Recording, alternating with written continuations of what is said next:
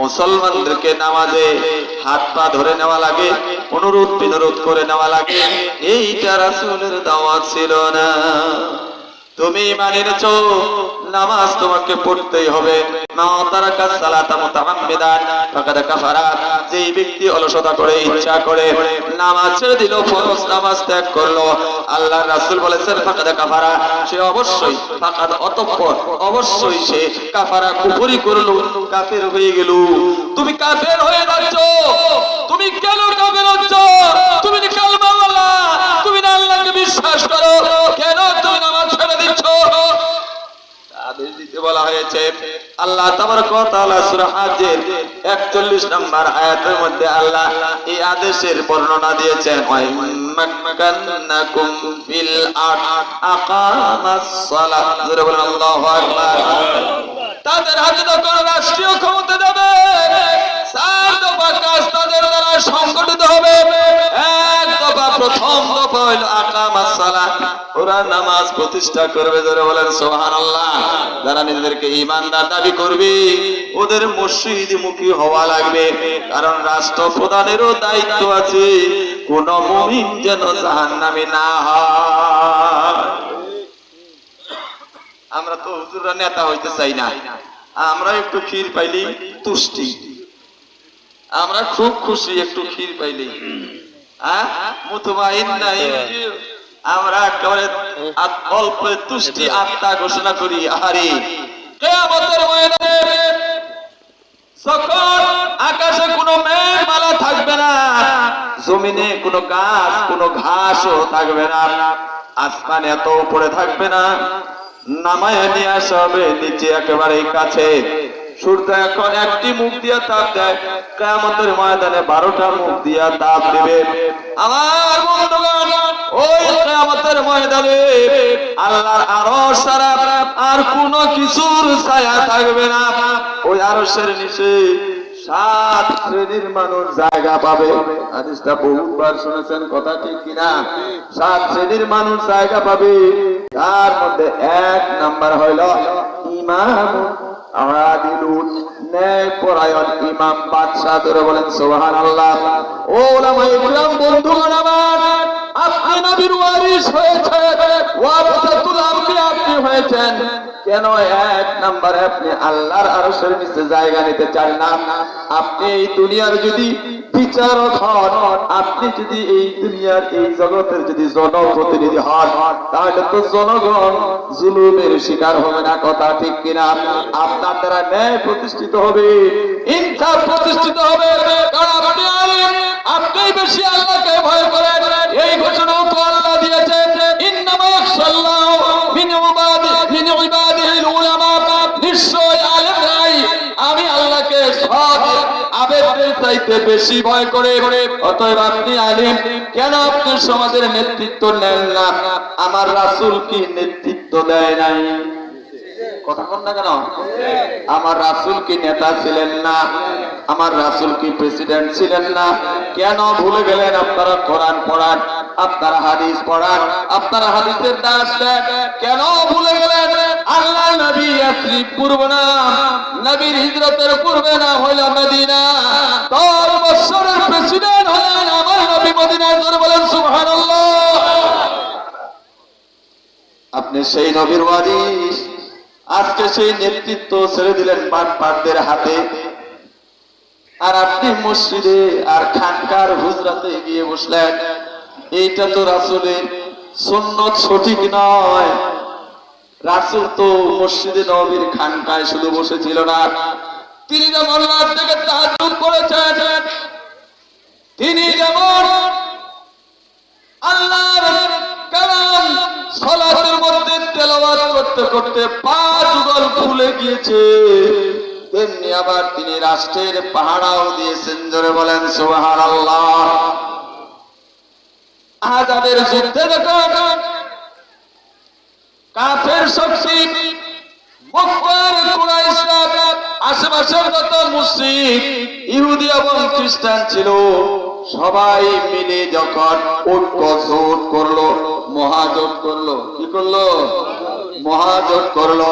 তাদের উদ্দেশ্য হলো পৃথিবীর মানচিত্র থেকে মদিনা রাষ্ট্রকে মুছে দেওয়া, মুসলমানদেরকে নিশ্চিহ্ন করে দেওয়া।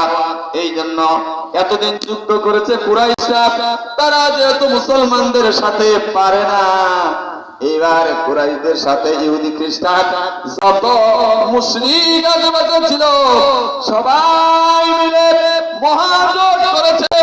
এই মহাজোট করে ইসলামের বিরুদ্ধে যুদ্ধ করেছে। এই জন্য এই যুদ্ধের একটা নাম হইল আযাব, আর একটা নাম হইল পরীক্ষা, আর একটা নাম হইল খন্দক। ধরে বলেন সুবহানাল্লাহ।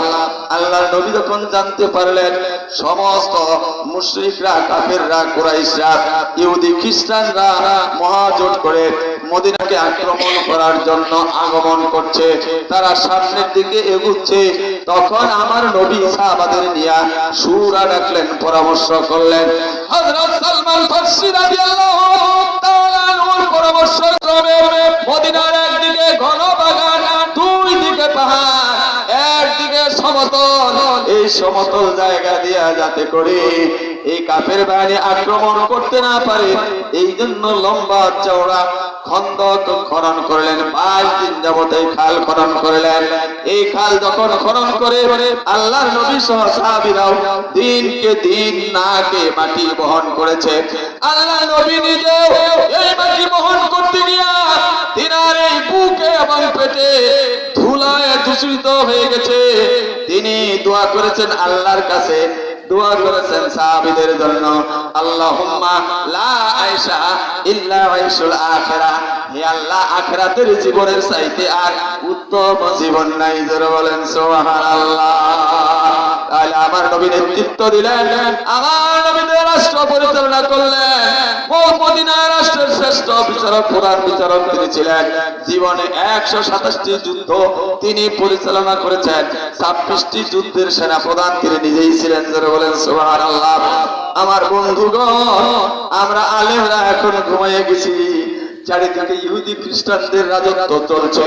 আমাদের পথ ভোলা মুসলমানেরা ওই সকল ইহুদি এবং খ্রিস্টানদের পা চাটা গোলামে পরিণত হইয়া আলেমদের উপরে চরম জুলুম এবং নির্যাতন চালাচ্ছে। কথা ঠিক কিনা? এখন তুমি ঘুমাও। ওরে মুসলিম, কতকাল রবি তুই ঘুমেরি ঘরে? ওরে মুসলিম, কতকাল রবি তুই ঘুমেরি ঘরে? দেখো আফগানে আরাকানে ফিলিস্তিনে, দেখো আফগানে আরাকানে ফিলিস্তিনে রক্ত ঝরে ওই মুসলিমের। ওরে মুসলিম, কতকাল রবি তুই ঘুমেরি ঘরে?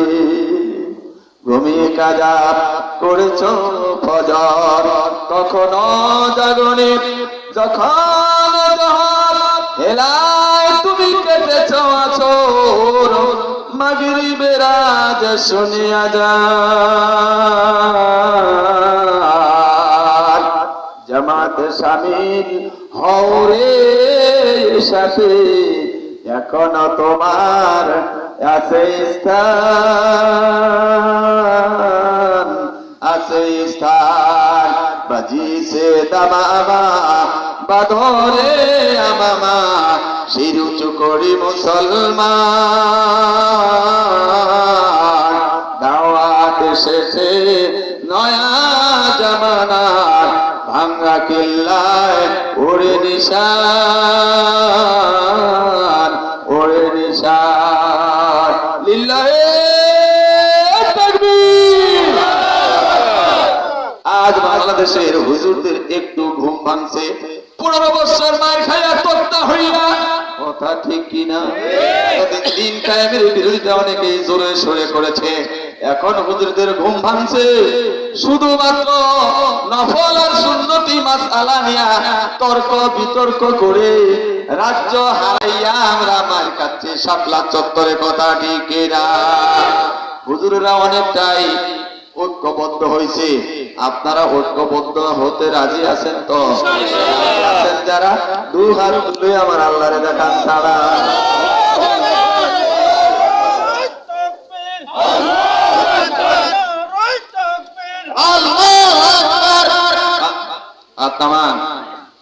এবার আসেন সময় তো চলে গেল অনেকটাই।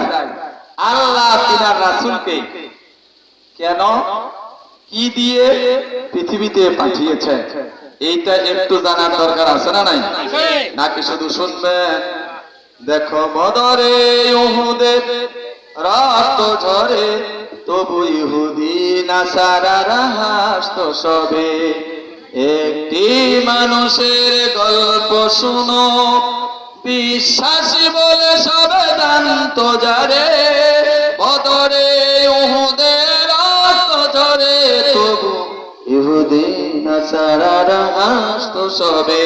খালি গল্প শুনতে মজা লাগে, কথা ঠিক কিনা? রাসূল কেন মার খাইলেন? মার খাইলেন কেন? কেন মার তিনাকে দেবেন? কেন রাসূলুল্লাহ সাল্লাল্লাহু আলাইহি ওয়াসাল্লাম তাইফের দাওয়াত দিতে গিয়া তাইফের সবুজ চত্বরে তিনার রক্তে কেন রঞ্জিত হলো? কি অপরাধ আমার নেতা আমার রাসূলের ছিল? নিজ জন্মভূমি নিজের ঘরে তিনি থাকতে পারলেন না, কেন তিনাকে বাড়ি থাকতে হলো? কেন আত্মীয় স্বজন সব কিছুকে ছেড়ে চলে যেতে হলো? কেন উহুদের প্রান্তরে তিনার সন্তান মোবারক শহীদ হলো? কেন কাফের মুশরিক ইহুদিরা মহাজোট করে মদিনায় আক্রমণ করলো? কেন তবুকের অভিযান চালাতে হলো? এইসব জানার দরকার আছে না নাই? আলী কান্দে হুজুরের নাম কয়ে কইয়া, হুজুর যা করে গেছে তা করে না, মুসিবতের আর শেষ নাই। কান দিয়া চোখের পানি শেষ, পিঠের উপর থেকে লাঠি উঠে না, কথা ঠিক না? ও মিয়া, লাঠি উঠাইতে হইলে এক হাতে লাঠি ধরতে হবে, আরেক হাত দিয়ে লাঠি বিরাতে হবে। খালি মারবে আর আপনি মার খাবেন, আপনি হুজুর হয়ে গেছেন। রাসূলুল্লাহ সাল্লাল্লাহু আলাইহি ওয়াসাল্লাম নিজ হাতে যুদ্ধ করেছেন। আপনারা জানেন যে উহুদের প্রান্তরে, বদরের প্রান্তরে রাসূলুল্লাহ সাল্লাল্লাহু আলাইহি ওয়াসাল্লামের আঘাতে মুশরিকরা জাহান্নামে চলে গেছে। জোরে বলেন আল্লাহু আকবার। আসেন, সময় চলে যাচ্ছে, এবার আসল কথা। আল্লাহ রাসূলের জীবনী থেকে কিছু না বললেই নয়। আল্লাহ রাসূলকে আল্লাহ এই পৃথিবীতে প্রেরণ করার বেশ কিছু উদ্দেশ্য মহাগ্রন্থ আল কোরআনুল কারীমের মধ্যে আল্লাহ বর্ণনা করেছেন। আমি তার থেকে কয়েকটি আয়াত তেলাওয়াত অনুবাদ করব, একটি আয়াতের ব্যাখ্যা শুধুমাত্র আপনাদের সামনে পেশ করব। আপনাদের কি খুব বিরক্ত লাগতেছে? আর আধা ঘন্টা বা 40 মিনিট সময় আমাকে মেহেরবানি করে দেবেন? সময়ের মালিক কে? আরো বলেন জোরে কে? আমি কার কথা বলছি? আল্লাহ রাসূল বলেছেন, যে ব্যক্তি 1 ঘন্টা কোরআন নিয়ে গবেষণা করে, কোরআনের আলোচনা করে, কোরআনের আলোচনা শুনে, আল্লাহ তার আমলনামায় 60 বছরের নফল ইবাদতের সওয়াব লিখে দেয়। থাকেন না কিছুক্ষণ বৈশা, কতদিনের হায়াত পাইছেন? বাড়ির যেতে যে পারবেন এর কোনো গ্যারান্টি আছে? তাহলে একটু কষ্ট করে রাখি। বলেন আল্লাহ তাবারক ওয়া তাআলা আল্লাহ রাসূলকে এই পৃথিবীতে প্রেরণার উদ্দেশ্য সম্পর্কে আল্লাহ বলছেন সূরা জুমআ আয়াত নাম্বার 2। সম্ভবত মাওলানা তারিকুল সাহেব সূরা বাকারার এইরকম আরেকটা আয়াত আছে, সেইটা আলোচনা করার চেষ্টা করছিলেন।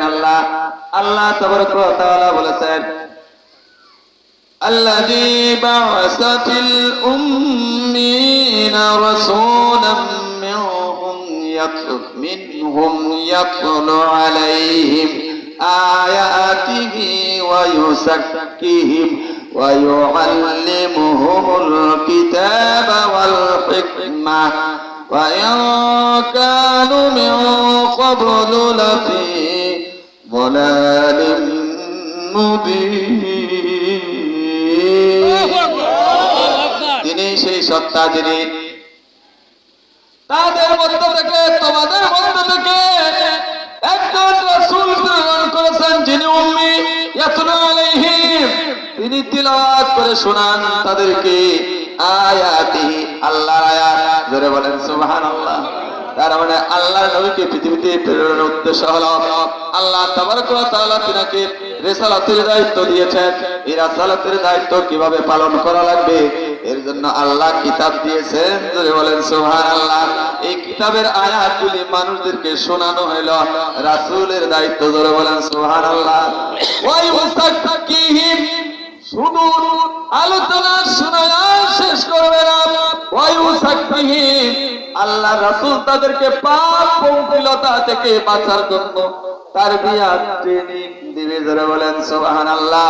ওয়ায়ুআল্লিমুহুমুল কিতাবা ওয়াল হিকমা, নিজেই শুধু তেলাওয়াত করে শোনাবেন, তারবিয়াত তানবিহ দিবেন। এইটা না, বরং এই উম্মতকে আল্লাহর রাসূল কিতাব এবং জ্ঞান ও বিজ্ঞান শিক্ষা দিবেন, হিকমত শিক্ষা দিবেন। যারা বলেন সুবহানাল্লাহ।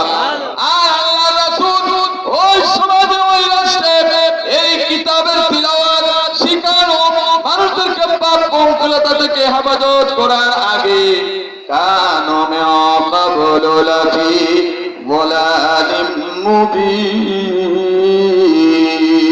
তোমার জীবন যতই সুন্দর হোক, তুমি যতই সাধু বাবা সাধা, কোরআনের বাইরে থাকলেই তুমি প্রকাশ্য পথভ্রষ্টতার মধ্যে। জোরে বলেন নাউযুবিল্লাহ।